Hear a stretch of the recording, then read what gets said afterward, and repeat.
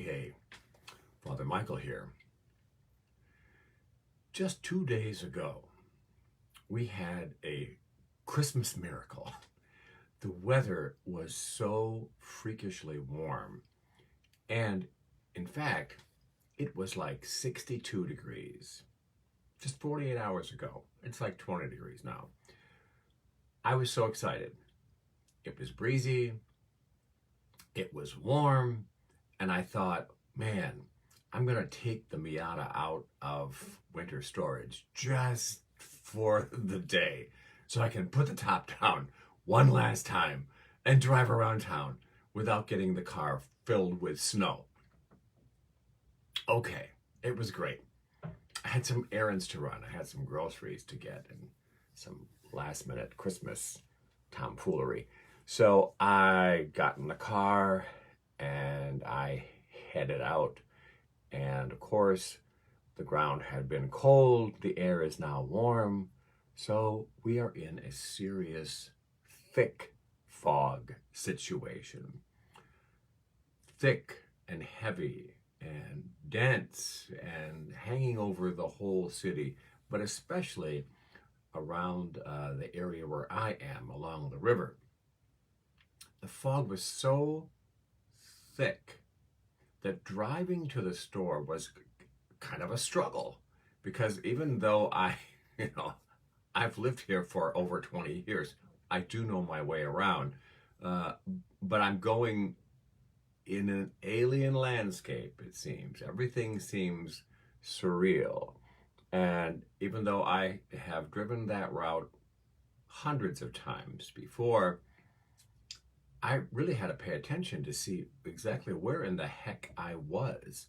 And I didn't want to run any lights because, hello, my little car is tiny. And even though it's a bright color that can be seen from the International Space Station, nonetheless, Hoosier drivers could easily overlook me in the fog or just roll right over me and not even notice, even with the lights and the fog lights on.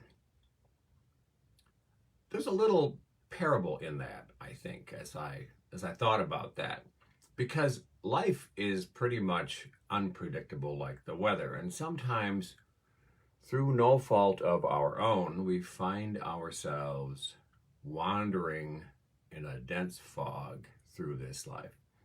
And sometimes that fog is so overwhelming and so impenetrable that we just can't tell where we are. We don't see any familiar landscapes. We're just completely off our game. And in those times, and we all have them, even the clergy, don't let them bullshit you into thinking that they've got this better than you do.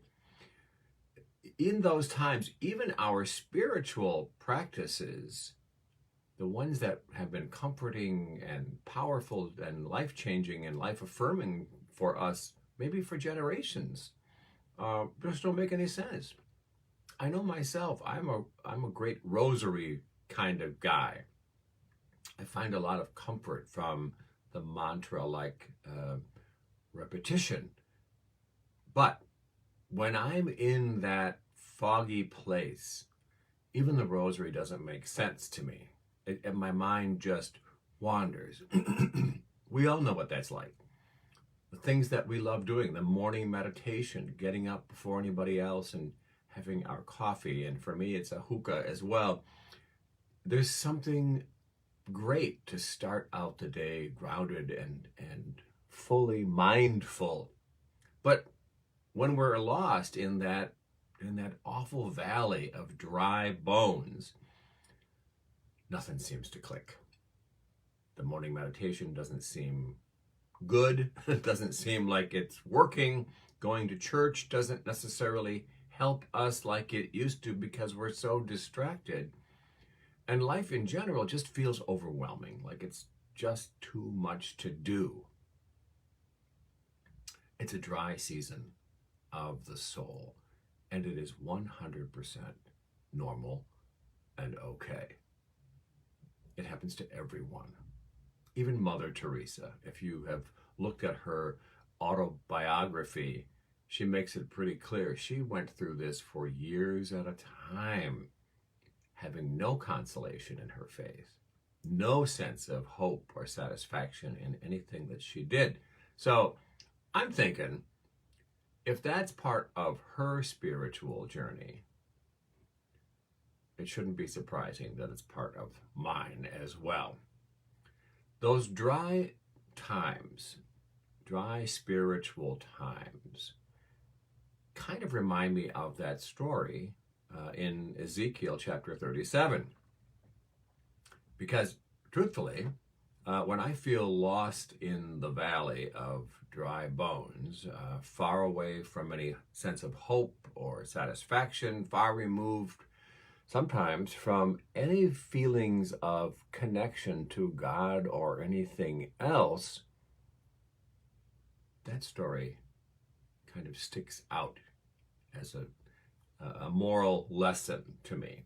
That ancient story recorded in Ezekiel tells how God told the prophet Ezekiel to prophesy over the dead bones that were in this Death Valley-like situation, and that God would take care of everything and would restore things to the fullness of life. And so even though Ezekiel wasn't, 100% convinced of this, nonetheless, he's going to do as he's told. And so as he is beginning to prophesy over the bones, invoking the name of the one power and the one presence over them, eventually he hears rattling, the rattling bones as they start to click back together and into place. And as he watches, suddenly the skeletons reassemble, and then suddenly there are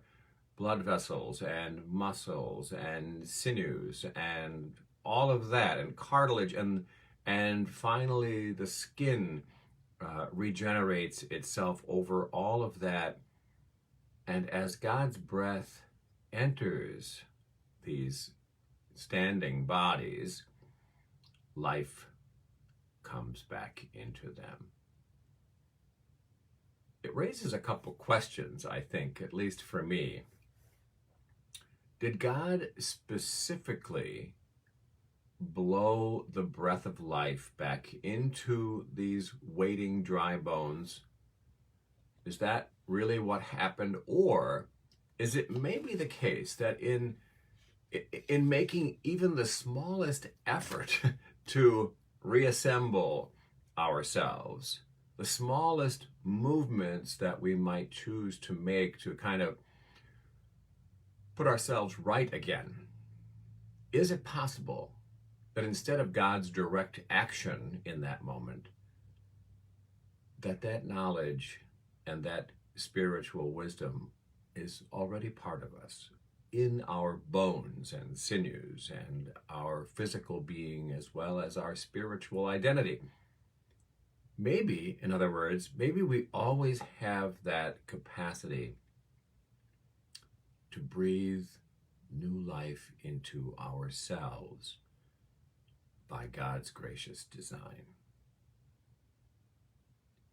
That story in Ezekiel, I think, is potentially a powerful and influential parable that we can glom onto in our lives, regardless how we interpret that ancient story.